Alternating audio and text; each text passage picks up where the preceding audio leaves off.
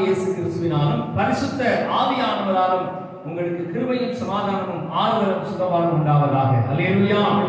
இந்த நாள் செய்திக்கு ஆதாரமாக பரிசுத்த ஆவியானவருக்கு தந்திருக்கிற வேத வசனம் எரேமியா தீர்க்கதரிசன புத்தகம் 6ஆம் அதிகாரம் 16வது வசனம். எரேமியா 6:16 நாம் வாசிக்க கேட்போம். வழிகளிலே நின்று பூர்வ பாதைகள் எவையென்று கேட்டு விசாரித்து நல்ல வழி எங்கே என்று பார்த்து அதிலே நடவுங்கள், அப்பொழுது உங்கள் ஆத்துமாவுக்கு இளைப்பாறுதல் கிடைக்கும் என்று கர்த்தர் சொல்கிறார்.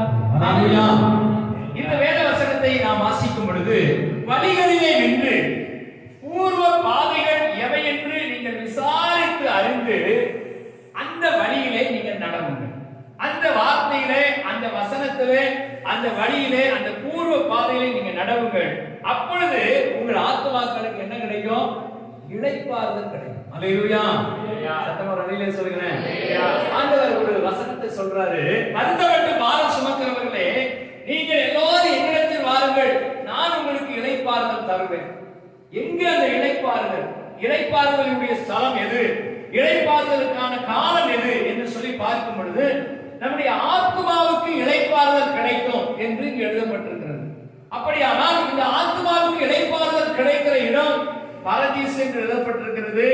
அந்த பரதீசுக்கு மாத்திரம் அல்ல, அதற்கு மேலாக நியாய தீர்ப்பு நாளிலே நம்மை பரலோகத்திலே கொண்டு போய் சேர்க்கிறதையும் இந்த வசனத்திலே நாம் பார்க்கிறோம். எப்பொழுது பரலோகத்துக்குள்ள ஒரு மனிதனை கொண்டு போக முடியும், எப்பொழுது இளைப்பாறுதல் ஸ்தலத்துக்குள்ள ஒரு மனிதன் பிரவேசிக்க முடியும் என்று சொல்லி பார்ப்போமானால், அங்கே வழிகளிலே நின்று பூர்வ பாதைகள் எவை என்று கேட்டு விசாரித்து, வழிகளிலே நின்று பூர்வ பாதைகள், ஆண்டவர் நியமித்திருக்கிற பாதைகள் எவைகள் என்று கேட்டு அறிந்து விசாரித்து நல்ல வழி எங்கே என்று பார்த்து அதிலே நடக்குங்கள். அல்லேலூயா. சத்தமா ரவியிலே சொல்லுங்களேன். பரிசுத்தவான்கள் சபைக்கு என்று சில சட்ட திட்டங்களை வைத்திருக்கிறார். சபையை குறித்து வேதம் என்ன சொல்கிறது அப்படின்னு சொன்னா, அது மனவாட்டியாகிய சபை. தேவனுடைய பிதாவாகிய தேவன் இந்த பூமியிலே ஒரு உயர்ந்த திட்டத்தை வைத்திருக்கிறார். அந்த திட்டத்திலே இணைக்கப்பட்டவர்களுடைய கூட்டம், அந்த திட்டத்திலே இணைக்கப்பட்டிருக்கிறவருடைய சங்கம் தான் சபை. இந்த சபையை குறித்து மேன்மையாய் கர்த்தர் பேசுகிறார். இந்த மனவாட்டியாகிய சபையை எடுத்துக் கொள்கிறதற்கு, இந்த மனவாட்டியாகிய சபையை தன்னத்திலே சேர்த்துக் கொள்கிறதற்கு மத்திய ஆகாயத்தில் இயேசு கிறிஸ்து வரப்போகிறார். அல்லேலூயா. அவர் வருகிற வரைக்கும் இந்த சபை எப்படி நடக்க வேண்டும், இந்த சபைக்குள் இருக்கக்கூடிய, இந்த சங்கத்துக்குள் இருக்கக்கூடிய, இந்த கூட்டத்தில் இருக்கக்கூடிய மக்கள் எப்படி நடக்க வேண்டும் என்பதைத்தான் ஆண்டவருக்கு வசனத்திலே சொல்லுகிறார். நீங்கள் பூர்வ பாதைகள் எவை என்று விசாரித்து, பூர்வமான பாதைகள் பழைய காலங்களிலே, ஆதி காலங்களிலே தேவன் ஏற்படுத்தின வழிகளை நீங்கள் விசாரித்து நல்ல வழி எது என்று அறிந்து அதிலே நடக்கும். அல்லேலூயா. இந்த வார்த்தை எழுதுறோம். காலங்கள் மாற மாற ஜனங்களுடைய பழக்க வழக்கங்கள், அவர்களுடைய குணாதிசயங்கள் மாறிக்கொண்டே போகிறது. எப்படி மாறிட்டு அப்படின்னு சொல்லி நான் பார்ப்போமானால், ஒரு காலத்துல ஒரு மனிதன் ரோட்ல நடந்து போயிட்டு இருக்கிறவர் திடீரென்று மயங்கி விழுந்துட்டார். உடனே என்ன செய்வாங்க? பக்கத்துல இருக்கவங்க ஓடி போய் என்ன செய்வாங்க? அவரை பிடித்து தூக்கி ரோட்ல ஓரமாகவோ இல்ல ஒரு மரத்தடியிலையோ அவரை உட்கார வைத்து தண்ணீர்லாம் தெளித்து அவருக்கு முதலுதவி செய்து அவரை காப்பாற்ற முற்படுவாங்க. ஆனா இப்ப அதே மாதிரி விழுந்தா என்ன செய்யறாங்க? இப்ப விழுந்தா என்ன செய்வாங்க? உடனே டக்குன்னு செல்போன் எடுத்துருவாங்க. எடுத்து அவர் எப்படி விழுறாரோ அது விழுறதெல்லாம் என்ன செய்யறது? வீடியோ எடுத்து அதை உடனே அப்லோட் பண்றது. அதை உடனே வாட்ஸ்அப்ல போட்டு இந்த ஆக்சிடென்ட் முதல்ல படம் பிடிச்ச ஆள் யாருன்னா? அல்லேலூயா. சோமாலியா என்ற ஒரு தேசம், நீங்க கேள்விப்பட்டிருப்பீங்க. கொடிய பஞ்சத்தினாலே பாதிக்கப்பட்டிருக்கிற அந்த சோமாலியா தேசத்துல ஒரு போட்டோகிராஃபர், அமெரிக்க தேசத்தை சேர்ந்த ஒரு போட்டோகிராஃபர் போட்டோ எடுக்கிறதுக்காக போனார். அந்த சோமாலியாவுடைய பஞ்சத்தின் காட்சிகளை எல்லாம் அவர் போட்டோ எடுத்துட்டு இருந்தார். ஒவ்வொரு காட்சியாக அவர் போட்டோ எடுக்கும் போது அங்கே ஐநா சபையிலிருந்து அனுப்பப்பட்ட ஒரு சில உதவி பொருட்களை வாங்குகிறதற்கு ஜனங்கள் மெதுவாக நடந்து ஊர்ந்து பல இடங்களில் இருந்து வந்து கொண்டிருந்தார்கள். அந்த காட்சியை அவர் படம் எடுத்துக் கொண்டிருந்தார், போட்டோ எடுத்துட்டு இருக்கிறார். அந்த சோமாலியாவுக்கு மக்கள் எல்லாம் எலும்பும் தோலுமாக, சரீரத்தில் எந்த ஒரு சத்தும் இல்லாம வியாதிகளால பாதிக்கப்பட்ட நிலையில அந்த பஞ்சத்துல பிழைக்க வேண்டும் என்பதற்காக அந்த பொருளை வாங்குகிறதுக்கு, உதவி வாங்குறதுக்கு வந்துட்டு இருந்தாங்க. அப்போ திடீரென்று அந்த போட்டோகிராஃபர் நாட்களில தூரத்தில் இருந்து ஒரு சின்ன பிள்ளை, ஒரு சிறுமி, உடம்புல ஒண்ணுமே இல்லை, உடம்புல எந்த ஒரு சத்தும் இல்லை, வெறும் எலும்பும், அந்த எலும்பு மேல ஒரு தோல் தான் ஒட்டி கொண்டிருக்கிறது. அந்த சிறுமி தரையிலே ஊர்ந்து வருகிறதை பார்த்தார். தரையில் என்ன செய்யறாரு? ஊர்ந்து வருகிறார். நடந்து வரல, உட்கார்ந்து அப்படியே ஊர்ந்து ஊர்ந்து அந்த பிள்ளை வருது தூரத்தில் இருந்து. எதுக்காக இந்த உதவி கொடுக்கறாங்க, இங்க சாப்பாடு கொடுக்கறாங்கன்னு வாங்குறதுக்கு வருது. ஆனா அந்த பிள்ளை ஊர்ந்து வருகிறதுக்கு பின்பாக ஒரு பிணம் தின்னுகிற கழுகு பின்னாலே வருது.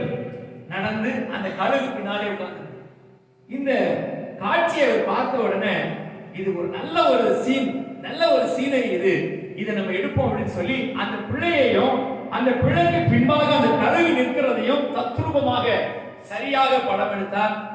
சோமாலியாவில் இருக்கக்கூடிய பஞ்சம் எப்படிப்பட்ட பஞ்சம் அப்படிங்கறத அந்த ஒரே ஒரு போட்டோ எல்லாருக்கும் சொல்லிட்டு அமெரிக்க தேசத்துக்கு கொண்டு போய் அந்த போட்டோவை விற்பனை செய்தால் அவருக்கு நிறைய மதிப்பு மரியாதைகள் பொருட்கள் எல்லாம் கொடுத்தாங்க, பரிசுகள் கொடுத்தாங்க, சிறந்த போட்டோகிராஃபர் என்ற அவார்டு எல்லாம் கொடுத்தாங்க. பல வருஷங்கள் ஆயிற்று, அந்த அவார்டு எல்லாம் வாங்கி வச்சிருந்தாரு, எல்லாமே நடந்தது. ஆனா திடீரென்று ஒரு நாள் ஆண்டவர் அவரோடு கூட பேச ஆரம்பித்தார். என்ன சொன்னா தெரியுமா? அந்த சோமாலியாவில் நீ பார்த்த அந்த சிறுமிய, ஒருவேளை அந்த பிள்ளைக்கு உயிர் இருக்குது, இருக்கும் அந்த பிள்ளைக்கு உடம்புல என்ன இருக்குது? உயிர் இருக்குது. அது தவழ்ந்து தவழ்ந்து அந்த உதவி கொடுக்கக்கூடிய முகாமை நோக்கி வருகிறது.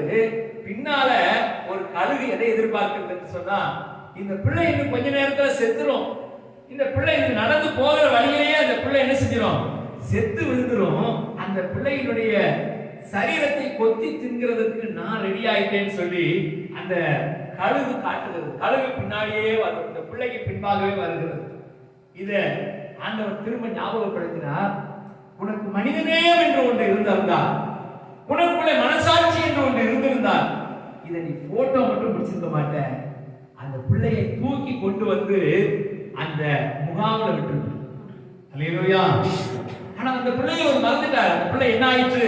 அதுக்கப்புறம் அந்த பிள்ளை உயிர் பிழைச்சுதா, அந்த கழுகு அந்த பிள்ளையை சாப்பிட்டுச்சா என்னன்னு தெரியாது.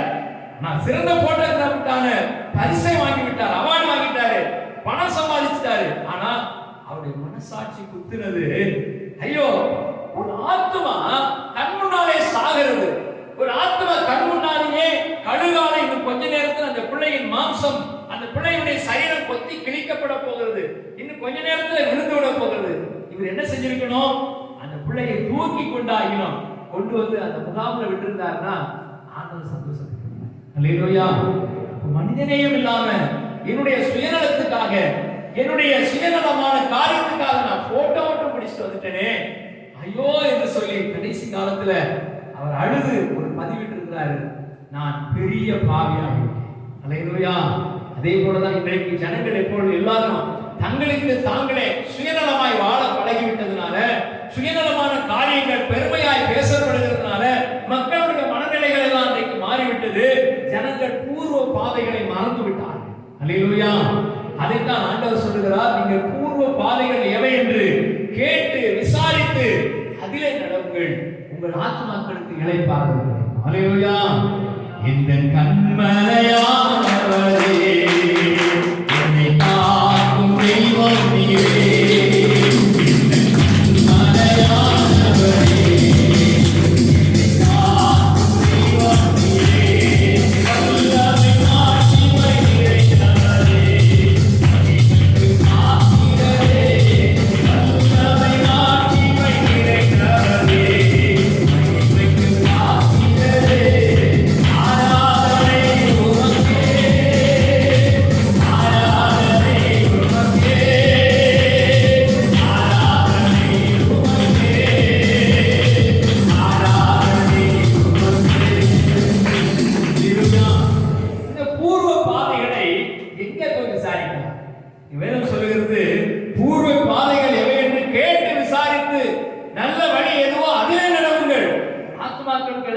கிடைக்கும்.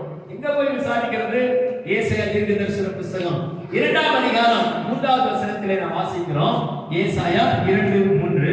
திரளான ஜனங்கள் புறப்பட்டு வந்து நாம் கர்த்தரின் பர்வதத்துக்கும் யாக்கோபின் தேவனுடைய ஆலயத்துக்கும் போவோம் வாருங்கள், அவர் தமது வழிகளை நமக்கு போதிப்பார், நாம் அவர் பாதை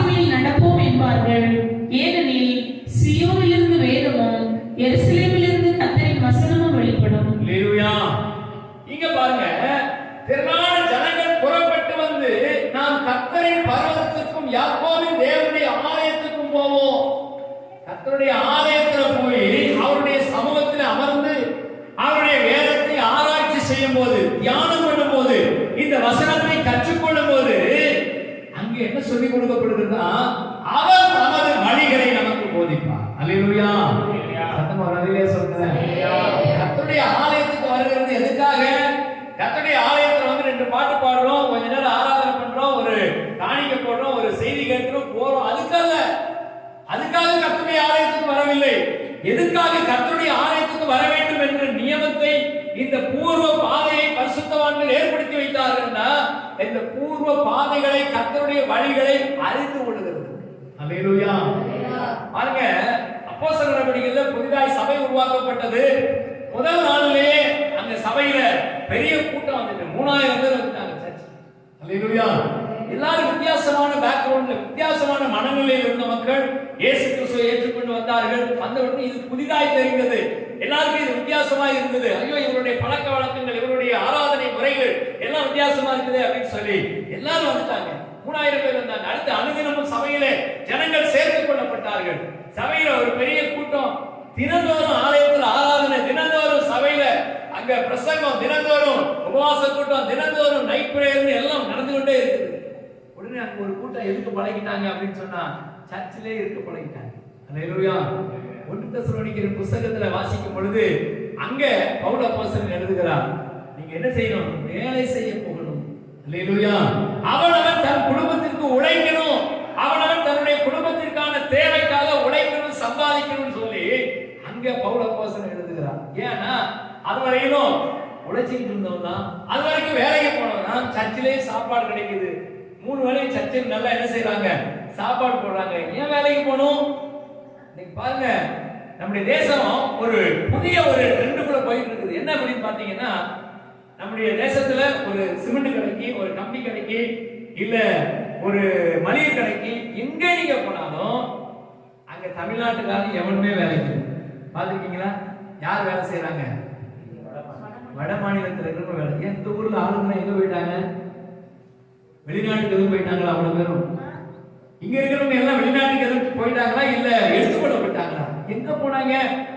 அவன் அங்கிருந்து வந்து செக்யூரிட்டி வேலையில இருந்து, எல்லா காலம் வச்சிருக்கிற வேலையில இருந்து, என்ன வேலைக்கு போனாலும் அங்க ஒரு வட மாநிலத்துக்காரன் போனான். எதுக்காக வட மாநிலத்துக்காரங்க வந்தா?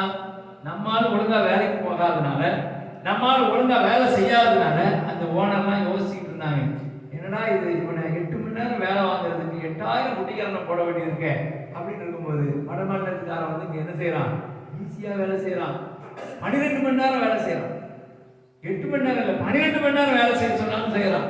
சம்பளம் நம்ம ஆளுங்களுக்கு 500 ரூபாய் கொடுத்தா அவனுக்கு 300 ரூபாய் கொடுத்தாங்க. எதை தேர்ந்தெடுப்பாங்க? இதுதான் தேர்ந்தெடுப்பாங்க. இதனால மக்களுடைய பழக்க வழக்கங்கள் இன்னைக்கு மாறிடுச்சு. அரசாங்கம் ஓசியில அரிசி கொடுக்குது. ஓசியில என்ன செய்யறான்? அரிசி கொடுக்குறான், கோதுமை கொடுக்குறான், சர்க்கரையும் எண்ணெயும் கம்மி விலைக்கு கொடுக்குறான். இது போல அரசாங்கத்தில் அப்பப்போ என்ன செய்யறாங்க? சலுகை திட்டங்கள், நலத்திட்டங்கள்ங்கிற பேர்ல இலவசத்தை அள்ளி வழங்குறாங்க. இவ்வளவு இலவசம் இருக்கிற நாட்டில் ஏங்க வேலைக்கு போனோம்? போனோமா வேண்டாம்? வேண்டாங்க. அல்லேலூயா. எல்லாமே அரசாங்கமே கொடுத்துருது, பிறகு எதுக்கு நாங்க வேலைக்கு போனோம்? இந்த மனநிலைக்கு மக்கள் மாறிட்டாங்க. அதுதான் அன்னைக்கு அப்போஸ்தலருடைய காலத்திலும் இதே போல ஜனங்கள் இருந்தாங்க. பவுல் அப்போஸ்தலன் அவர்களை கடிந்து கொள்கிறார். சபையில வந்து அவங்க உட்கார்ந்துருந்தாங்க. வெளியில இருக்கிறவங்க நம்ம போதிக்க முடியுமா? வெளியில இருக்கிறவங்களுக்கு இதை சொல்லிக் கொடுக்க முடியுமா? பூர்வ பாதைகளை அவனுக்கு சொல்லிக் கொடுக்க முடியுமா? பூர்வ பாதைகளை குறித்து அவனுக்கு பேசினா புரியுமா? புரியாது. அதனாலதான் கர்த்தருடைய ஆலயத்துக்கு நீங்கள் வரும் பொழுது ஆலயத்திலே அந்த பூர்வ பாதைகள் போதிக்கப்படுகிறது. கர்த்தர் தமது வழிகளை அவர்களுக்கு போதிப்பார். அல்லேலூயா. சங்கீதம் 25:4 வாசிக்கும் பொழுது அவருடைய பாதைகளை ஆண்டவரிடத்தில் கேட்டு பெற்றுக்கொள்ள வேண்டுமா? அவருடைய பாதைகள் என்ன என்பதை வாசிப்போம். கர்த்தாவே, உம்முடைய வழிகளை எனக்கு தெரிவியும், உம்முடைய பாதைகளை எனக்கு போதித்தருளும். கர்த்தாவே, உம்முடைய வழிகளை எனக்கு தெரிவியும், உம்முடைய பாதைகளை எனக்கு போதியும். சபைக்கு வரும்பொழுது ஆண்டவர் என்ன பாதையில் நடக்கணும், எப்படி நான் நடந்து கொள்ளணும், நடக்க வேண்டிய வழி எனக்கு கற்றுத்தார். அல்லேலூயா. எங்க வீட்டுல டெய்லி ஒரு பாட்டு வரும். பாஸ்டமாவுக்கு அந்த பாட்டு ரொம்ப பிடிக்கும். டெய்லி காலையில, மத்தியானம், நைட்டு எப்ப கேட்டாலும் அந்த பாட்டுல இருந்து ஸ்டார்ட் பண்ணுவாங்க. என்ன பாட்டு? நடக்க சொல்லி தாரும் இயேசுவே இயேசுவே இயேசுவே இயேசுவே. கேட்டேன், ஏன் நடக்க சொல்லித்தார் அந்த பாட்டுல, அப்படி என்ன இருக்கு அப்படின்னு கேட்ட உடனே அதுல அந்த பாட்டை ஆரம்பிக்கிறதுக்கு முன்னாடி ஒரு வாசகம் வரும், ஒரு வசனம் வரும். இருள் நிறைந்த உலகம் இது, துன்பமே நெருக்குது ஐயா, நடக்க சொல்லித்தார். அழகான ஒரு வார்த்தை. அல்லேலூயா. உலகம் எப்படி?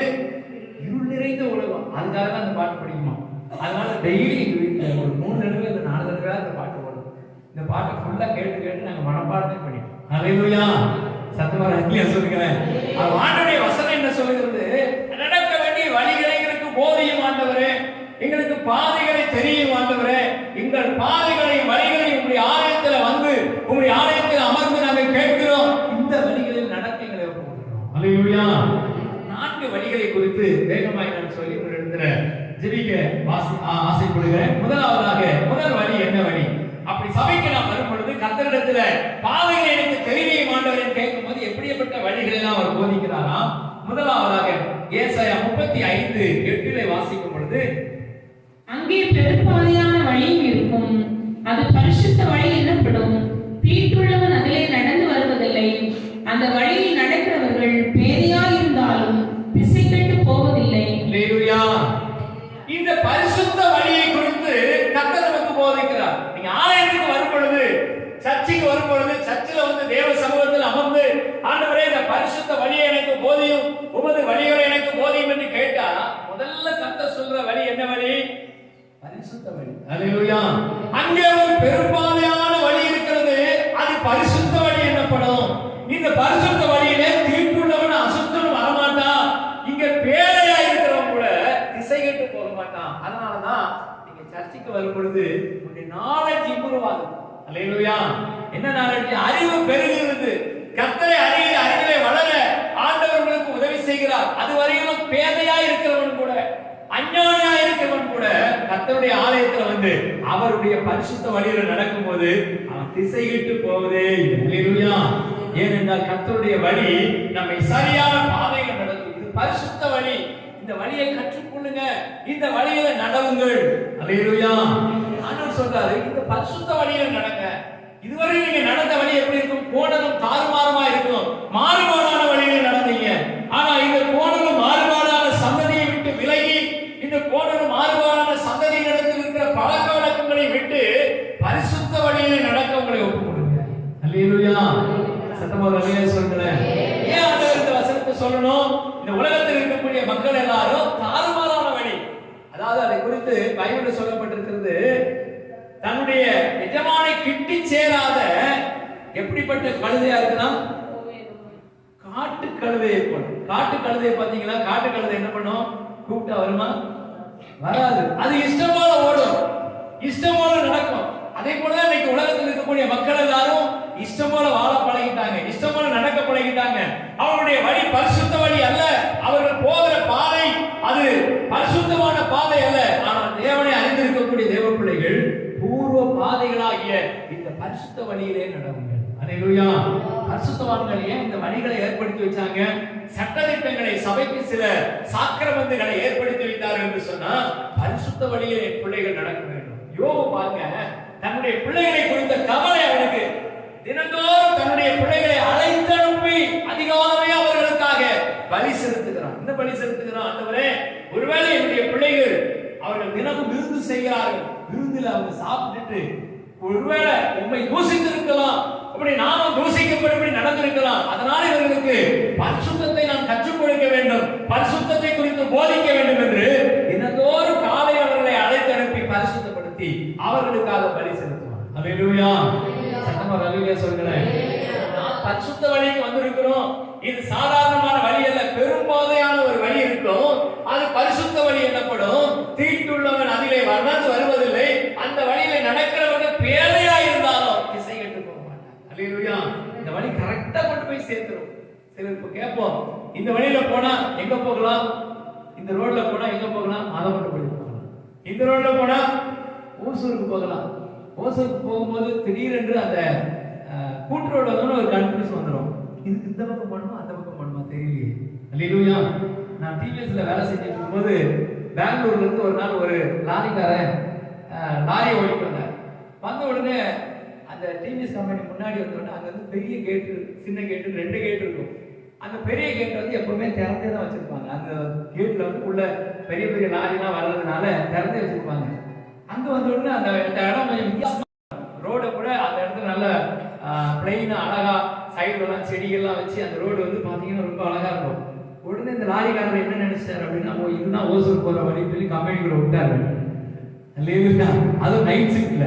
நைட் ஷிஃப்ட் டைம்ல அங்க என்ன செஞ்சுட்டு இருப்பாங்க, செக்யூரிட்டிலாம் அரை தூரத்துல வந்துருக்காங்க. செக்யூரிட்டி யாரும் கவனிக்கல. உள்ள ஒரு லாரி போகுதா எதுக்கு அப்படின்னு சொல்லி செக்யூரிட்டி எல்லாம் பின்னாலே ஓடுனா, அவன் நிறுத்தாம உள்ள போயிட்டே இருக்கான். கம்பெனிக்கு லாஸ்ட் எண்டுக்கே போயிட்டான். அங்க போனா ரோடு முடிஞ்சிடுச்சு. என்னங்க இது, லாரிக்காரரை கூப்பிட்டு ஏங்க இதுல வந்துட்டீங்கன்னா, அந்த ரோடு நல்லா இருந்துச்சு, ஓசூருக்கு இதுதான் போகுதுன்னு சொல்லிட்டு உள்ள வந்துட்டேன். நாங்க அந்த ஷிஃப்ட்ல இருந்தோடனே வெளியில எல்லாரும் சொல்லி சிரிச்சுட்டாங்க. என்ன சொல்றாங்க, ஒரு லாரிக்காரன் நம்ம கம்பெனிக்குள்ள உள்ள வந்தாராயா, எதுக்கு வந்தாரு, ஓசூருக்கு இந்த ரோடு தான் போகுது. அல்லேலூயா. அந்த வழியை பார்த்த உடனே அந்த ரோடு எப்படி இருக்குது, நல்ல பிளைனா இருக்குது, அழகா இருக்குது. அப்ப இந்த ரோடா தான் இருக்கும் ஓசூர் போற ரோடுன்னு சொல்லி கம்பெனிக்குள்ள உள்ள விட்டாங்க. அந்த மாதிரி பெரிய பாதை இருக்குதுன்னு சொல்லி விட்டுறாதீங்க. எந்த வழி என்று விசாரித்து சரியான பாதையில நடக்கும். அல்லேலூயா. பரிசுத்த வழியில நடக்க கர்த்தர் நம்மை அழைக்கிறார். நீங்க ஆலயத்துல வந்து தேவனுடைய சமூகத்திலே அமர்ந்திருந்து உமது வழிகளை எனக்கு கற்றுத்தாரும் என்று கேட்டா, ஆண்டவர் முதலாவது சொல்ற காரியமே நீ பரிசுத்த வழியில நடக்கும். அல்லேலூயா. வாழ்க்கையில இதுவரைக்கும் நடந்து வந்த பாதை, இதுவரை நீங்க கடந்து வந்த பாதை வித்தியாசமா இருந்திருக்கலாம். அது கோணலும் மாறுபாடான பாதையா இருந்திருக்கலாம். இன்றைக்கு நமக்கு வைத்திருக்கக்கூடிய வழி பரிசுத்த வழி. அதை குறித்து வாசிக்கும் போது ஏசாயா 30:21 வாசிக்கிறோம்.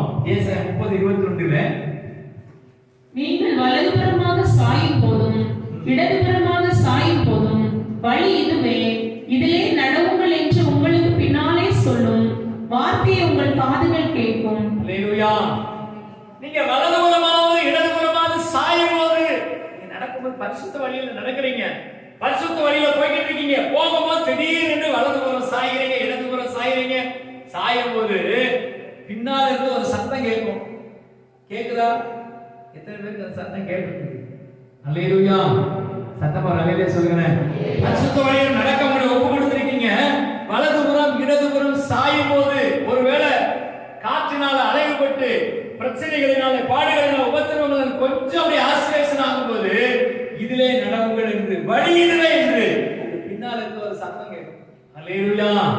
அப்ப பரிசுத்த வழியில நடக்கிறதுக்கு நாம் ஒப்பு கொடுத்தா போதும். பரிசுத்த வழியில நம்ம கரெக்டா கொண்டு போகிறதுக்கு தூதர்களை நமக்கு அனுப்புகிறார். அல்லேலூயா.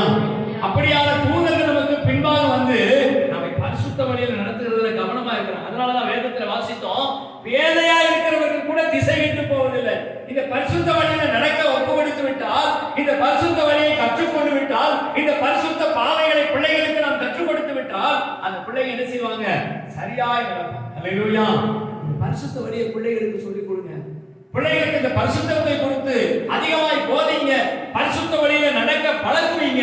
நீங்க கொண்டு போய் இந்த பிள்ளைங்களை ஆஸ்திரேலியால விட்டாலும் பரிசுத்தமா திரும்பி வந்துருவாங்க. அல்லேலூயா. ஐயோ என் பிள்ளை பாவம் செஞ்சிருமோ, ஐயோ வெளியில கொண்டு போய் ஹாஸ்டல்ல விட்டா என் பிள்ளை கெட்டு போயிருமோ, ஐயோ வேலைக்கு போற இடத்துல என் பிள்ளை கெட்டு போயிருமோன்னு பயப்படவே தேவையில்லை. ஏனென்றால் அந்த பிள்ளைக்கு வழி என்ன வழின்னு சொல்லி கொடுத்துருக்கிறோம், பரிசுத்த வழி. அல்லேலூயா. அப்ப இந்த பரிசுத்த வழியில நடக்கும்போது வழி இதுவே என்று சொல்லுகிற சத்தம் பின்னாலே கேட்கும். வழி இதுதான், இந்த வழியிலிருந்து வலதுபுறம் இடதுபுறம் சாயாதே என்று சொல்லுகிற சத்தம் கேட்கும். நம்ம கூகுள்ல ஒரு ஆப்ஷன் இருக்குது. நம்ம எங்கேயாவது போகணும்னா, இப்ப கடந்த வாரத்துல கூட நாங்க சிக்கத்துருப்பதில் இருந்தோம். அங்க இருந்துட்டு நம்ம வினோத்தும் விஜய் இவங்க 2 பேரும் வண்டியில வந்துட்டு இருக்கிறாங்க. எங்கடா வந்துட்டு இருக்கீங்க? ஓசூர்ல இருக்கிறோம். நாங்க பாகலூர் தாண்டி போயிட்டோம்டா. சரி அங்க போயிட்டு நான் உங்களுக்கு என்ன செய்யறேன், லொகேஷன் அனுப்புறேன் அப்படின்னு சொல்லி அந்த இடத்துல இருந்து லொகேஷன் அனுப்புறேன். அனுப்பின உடனே இவன் அதை போட்ட உடனே அந்த லொகேஷன் ஆன் பண்ணணும்னு அது என்ன சொல்லுது, வலதுபுறம் திரும்பவும்.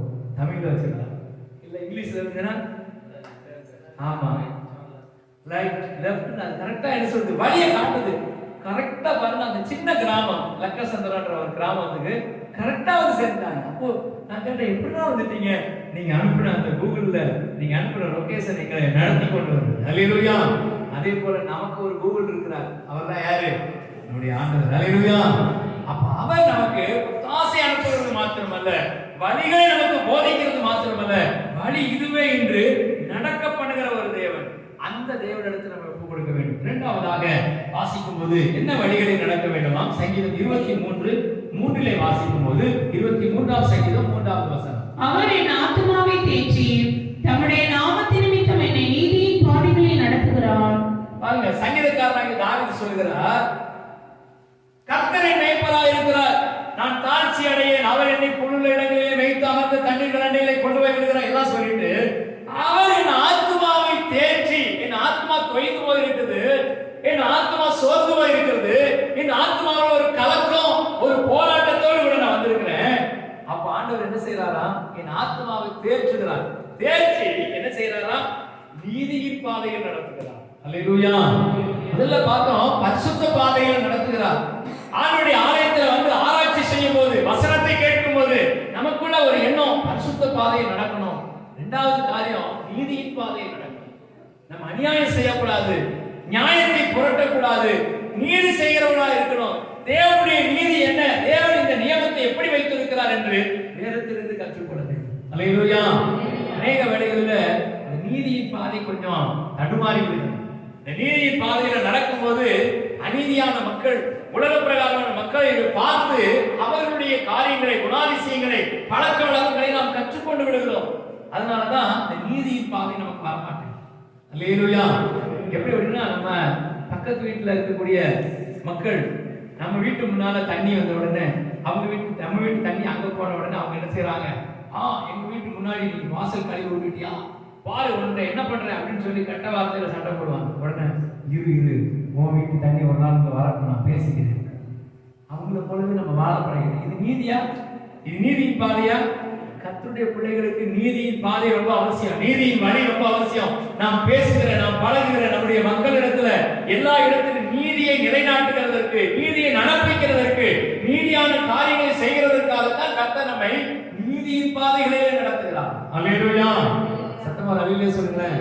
சங்கீதக்காரனாகிய தாவீதை நீதியின் பாதையில் கர்த்தர் நடத்தினார்ங்கிறதுக்கு ஒரே ஒரு எவிடன்ஸ் நான் சொல்றேன், ஒரு விளக்கத்தை சொல்கிறேன். கர்த்தருடைய தாசனாகி இந்த தாவீதை கொல்லுகிறதற்கு சவுல் என்ன செய்யறான்? ஆட்களை அனுப்புறான். ஆட்களை அனுப்பி பார்த்தா ஒன்னும் வேலைக்காகல. சரி நானே வரட்டான், வழியில் எங்க பார்த்தாலும் என்ன செய்யணும்? அவனை கொன்று போட வேண்டும் என்று சொல்லி துரத்துகிறான். ஆனா அவனை தேவன் இவன் கையில் ஒப்பு கொடுத்தார்.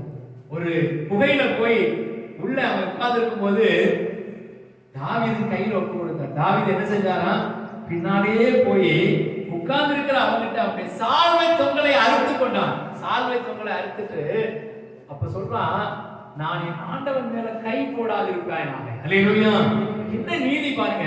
இவர் எனக்கு எஜமான், எனக்கு ஆண்டவன், இவர் தான் எனக்கு சோறு போட்டவர், இவர் தான் எனக்கு ஒரு நாள்ல சாப்பாடு கொடுத்தாரு, இவர் தான் என்னை காப்பாற்றினார், இவர் தான் எனக்கு எல்லாமே செய்தார். இவரை நான் என்ன செஞ்சிடக்கூடாது? மறக்கவே கூடாது. அல்லேலூயா. சத்தமா அல்லேலூயா சொல்லுங்க. எங்க குடும்பத்திலே கடந்த மாதத்துல ஒரு மரணம், என்னுடைய மாமா மரணம் அடைந்தார்கள். அதுக்கு அந்த மரணமடைந்த அன்னைக்கு கோவாட பாஸ்டர் ஜானி கிறிஸ்டோவர் நம்முடைய சபைக்கு இன்னைக்கு வந்திருக்காங்க. பாஸ்டர் வந்திருந்தாங்க. முந்தின நாள் நைட், நாங்கள் அடுத்த நாள் காலையில தான் போய் சேர்ந்தோம். முந்தின நாள் நைட் வந்தாங்க. வந்து பாஸ்டர் செய்த ஒரு காரியம் என்ன அப்படின்னு சொன்னா, 1/2 மணி நேரம் அழுது ஜெபம் பண்ணாரு. என்ன அழுது ஜெபம் பண்ணாரு? என்னத்துக்காக அழுதாரு? அவருக்கு அப்பா கிடையாது, இவரு அவங்களுக்கு பிள்ளை கிடையாது, ஏன் இன்னொருவர் யாரோ ஒருவருக்காக அழுதுருக்கணும் அப்படின்னு சொன்னா, அவர் சொன்ன காரியம் அதை நாங்கள் கேள்விப்பட்டோம். எங்களுடைய சபை மிகவும் சின்ன சபையா இருக்கும்போது இந்த ஐயா எங்க சபைக்கு வந்து எங்க சபைக்காக ஜெபம் பண்ணாங்க. எங்க சபைக்கு ஆத்துமாக்களை கொண்டு வந்தாங்க. போகிற வருகிற வழிகளில் எல்லாம் சத்திய அறிவுன்னு ஒரு புஸ்தகம், அந்த பாஸ்டர் வெளியிட்ட புஸ்தகத்தை எங்க மாமா வந்து ஒரு பேக் நிறைய வச்சிருப்பாங்க. அந்த பேக் கூட என்ன இருக்கோ என்ன இருக்காதோ தெரியாது, சத்திய அறிவு புக் இருக்கும். போகிற வழிகள் எல்லாம் யார் யாரெல்லாம் பார்க்கறாங்களோ, எந்த ஆபீஸ்க்கு போறாங்களோ, யார் இடத்துல பேசுறாங்க, சத்திய அறிவு புக்கை கொடுத்து தோவாளைக்கு வாங்க, தோவாளையில வந்து ஜெபம் பண்ணுங்க, உங்களுக்கு அற்புதம் நடக்கும்னு சொல்லி ஆத்மாக்களை ஆதாயம் பண்ணாங்க. இந்த காரியத்தை நினைவு கூர்ந்து, இந்த காரியத்தை மனதில் வைத்து அவர் அழுகிறார். என்ன சொல்றாரு தெரியுமா? ஐயோ, எங்களுடைய சபை வளர்கிறதுக்கு காரணமா இருந்த ஒரு மனுஷன், எங்கள் சபை வளர்கிறதுக்கு உழைத்த ஒரு தேவ மனுஷன் சொல்லி சொல்லி அழுது ஜெபம் பண்றார். காரணம் என்ன? அவருக்கு தெரியும் இதுதான் நீதி.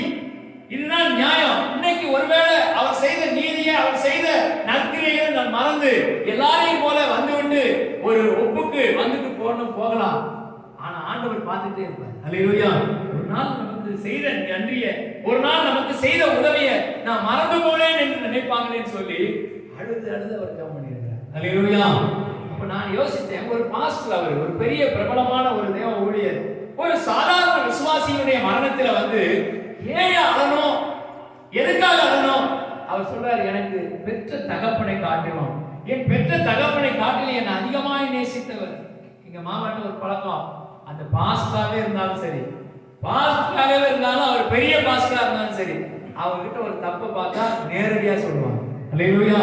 அது அவருக்கு பிடிக்கும். அவர் சொல்றாரு, என்னிடத்துல பல குற்றங்களை, குறைகளை பார்க்கும் போது எல்லாரும் பாஸ்டர் கிட்ட சொல்றது, அவர்கிட்ட எப்படி குறைய சொல்றதுன்னு பயந்துட்டு இருப்பாங்க. ஆனா ஐயா மட்டும் என்கிட்ட நேரடியா வந்து, பாஸ்டர் நீங்க செய்யற இந்த காரியம் தவறு, இப்படி நீங்க நடந்து கொள்ள கூடாது, இப்படி நீங்க பேசி இருக்க கூடாது, இதை இப்படி நீங்க பேசி இப்படி செயல்பட்டு இருக்க கூடாதுன்னு சொல்லி நேரடியாக சொல்லுவாங்க. அது நிமித்தம் நான் அநேக வேளைகளை காப்பாற்றப்பட்டிருக்கிறேன், பாதுகாக்கப்பட்டிருக்கிறேன். அந்த நல்ல மனுஷனை நான் இழந்து விட்டேன் சொல்லி அழுதார். அல்லேலூயா. நீதியின் பாதையில் நடக்குகிற கர்த்தர் ஒரு சின்ன உதவி நமக்கு செய்தாலும் அதை நினைவு கூறுவோம். ஒரு சின்ன உதவி நமக்கு செஞ்சிருக்கிறாங்க, என்னைக்கோ ஒரு சின்ன உதவி செஞ்சிருக்கிறாங்க, அதை நம்ம என்ன செய்யணும்? நினைவு கூறுவோம். இதுதான் நீதி. அல்லேலூயா. அப்ப இப்படி பலவிதமான நீதியின் பாதைகளிலே கர்த்தர் நம்மை நடத்த விரும்புகிறார்.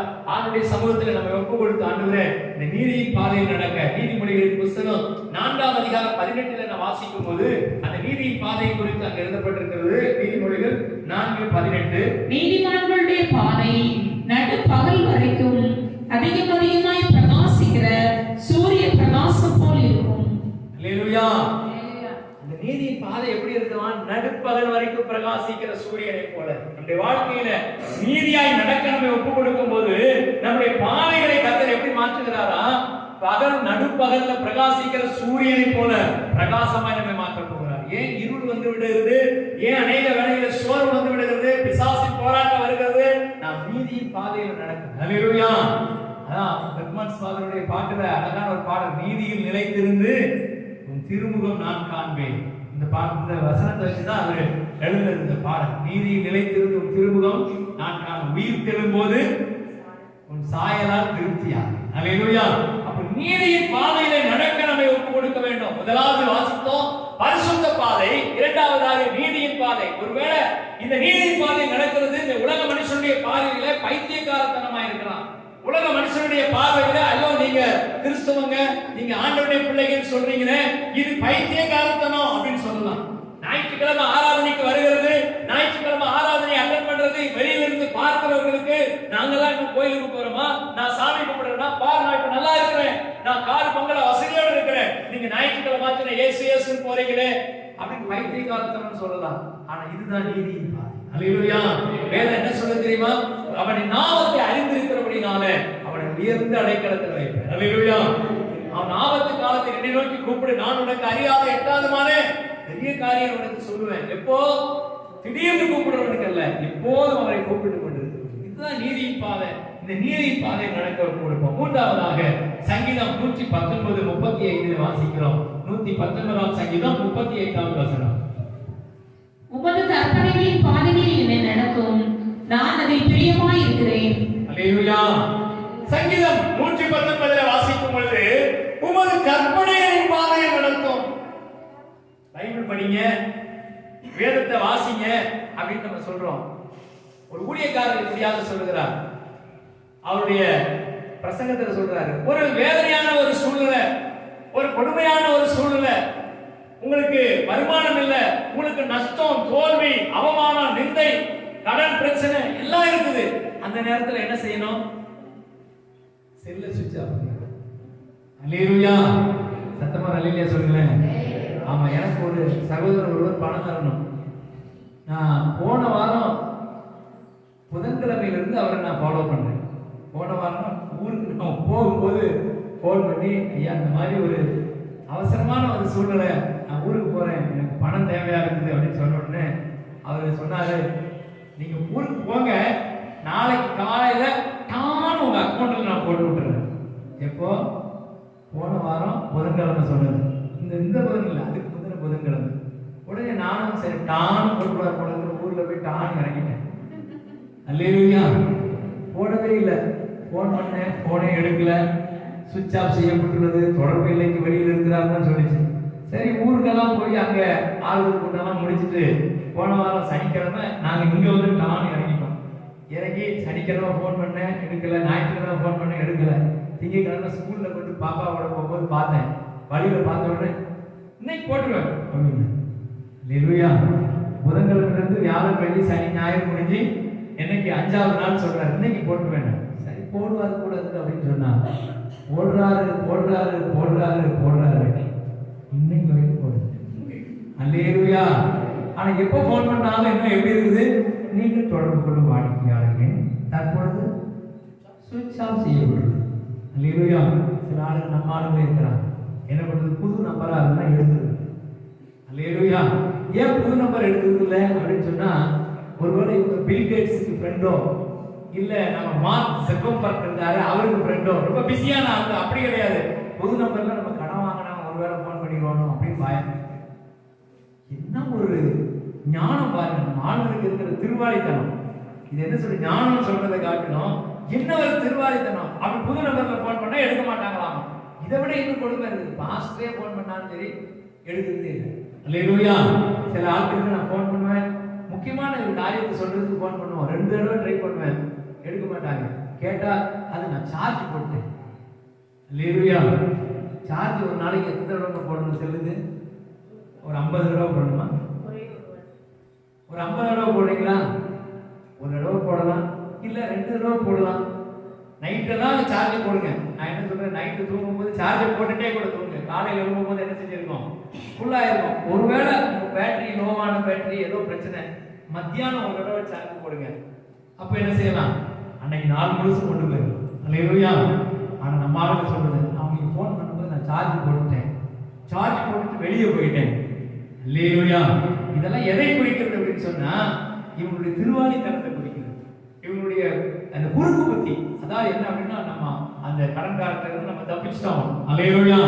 ஆனா வேதத்தை நேசிக்கிறவர்களுக்கு பைபிள் சொல்கிறது, உமது கற்பனைகளின் பாதைகளிலே என்னை நடத்தும், அதுல நான் பிரியமா இருக்கேன். அதனாலதான் பைபிளை படிங்க, வசனத்தை படிங்க நம்ம சொல்றோம்.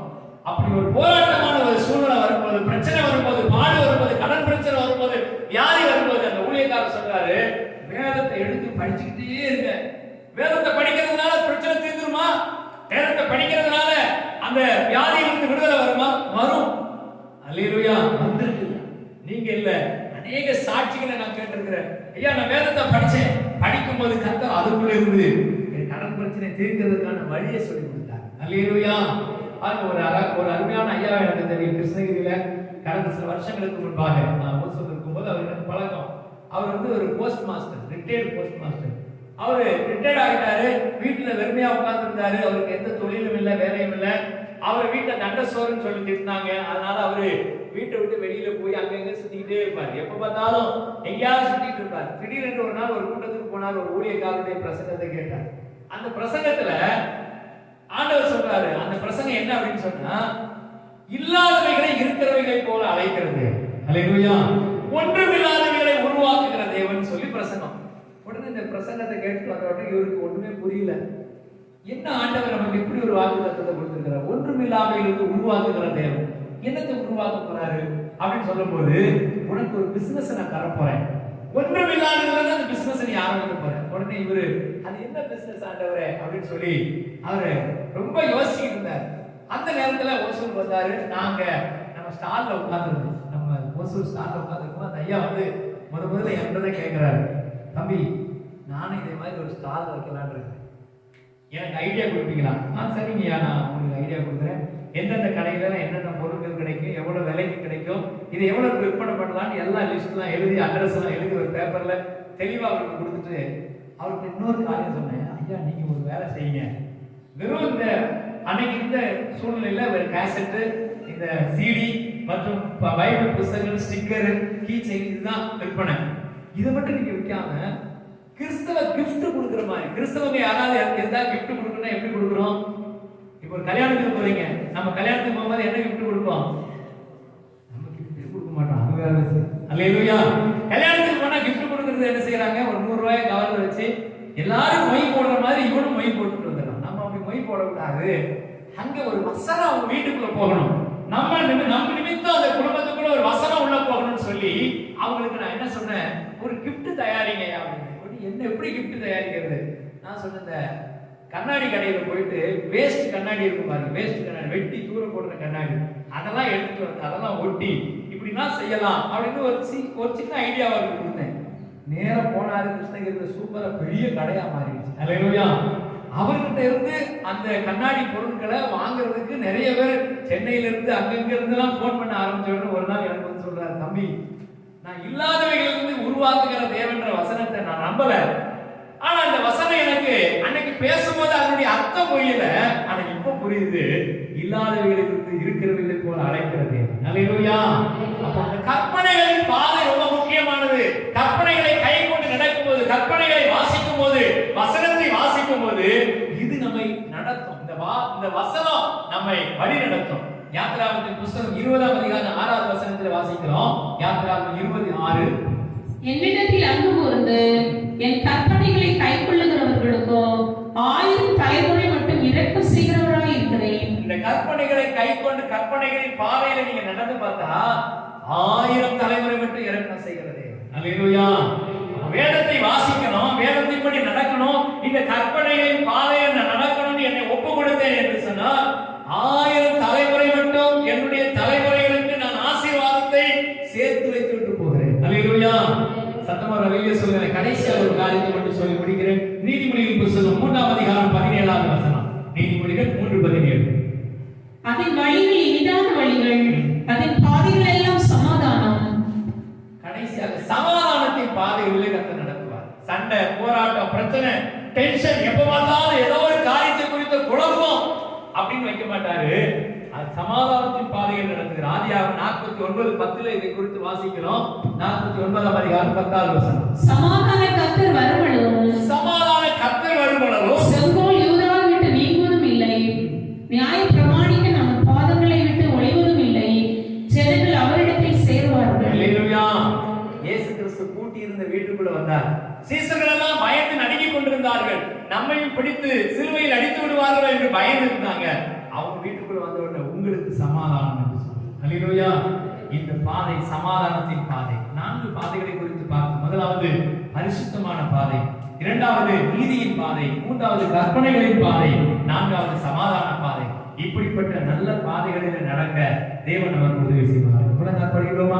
எல்லா கண்களை மூடி சூத்திரம் பண்ணி ஆண்டவருடைய பூர்வ பாதைகளை கேட்டு விசாரித்து நல்ல வழி எது என்று அறிந்து அதிலே நடவுங்கள். அப்பொழுது உங்கள் ஆத்மாக்களுக்கு இளைப்பாறுதல் கிடைக்கும் என்று சொன்னீரப்பா. அந்த பூர்வ பாதைகளை நாங்கள் விசாரிக்கிறோம். பூர்வ பாதைகளை இன்னைக்கு ஆலயத்தில் வந்து தியானித்து இருக்கிறோம். அது பரிசுத்தமுள்ள பாதை, அது நீதியின் பாதை, அது கற்பனைகளின் பாதை, அது சமாதானத்தின் பாதை என்பதை அறிந்திருக்கிறோம். இந்த பாதையை எங்களை நடத்துங்க ஆண்டவரே சொல்லுவோமா?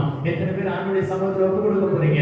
என்னை பரிசுத்த பாதையில் நடக்க ஒப்பு கொடுக்கிறேன், நீதியின் பாதையில் நடக்க ஒப்பு கொடுக்கிறேன், கற்பனைகளின் பாதையில் நடக்க ஒப்பு கொடுக்கிறேன், சமாதான பாதையில் நடக்க ஒப்பு கொடுக்கிறப்பா. எங்களை நடத்துங்க ஆண்டவரே. அல்லேலூயா. சொல்லுங்க ஆண்டவரே, என்னை நடத்தும் இயேசுநாதா, உமக்கு நன்றி ஐயா.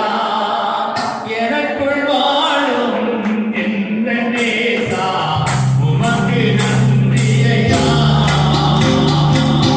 என்னை நடத்தும் இயேசுநாதா, உமக்கு நன்றி ஐயா. எனக்குள் வாழும் எந்த நேசா, உமக்கு நன்றி ஐயா. முடியாய் வந்தே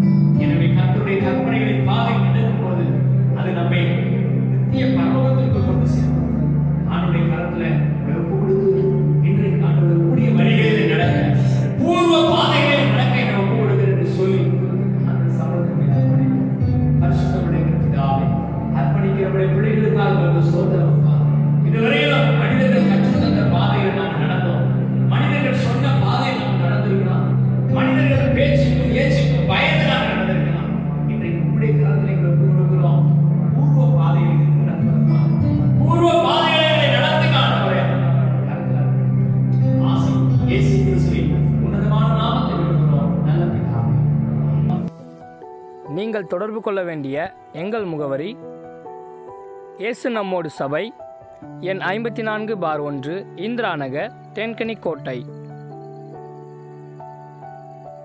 தொலைபேசி எண்கள் 9865152111, 9965157399. Our address: இயேசு நம்மோடு சபை, number 54/1, Indira Nagar, Denkanikottai. Phone numbers 9865152311, 9965157399.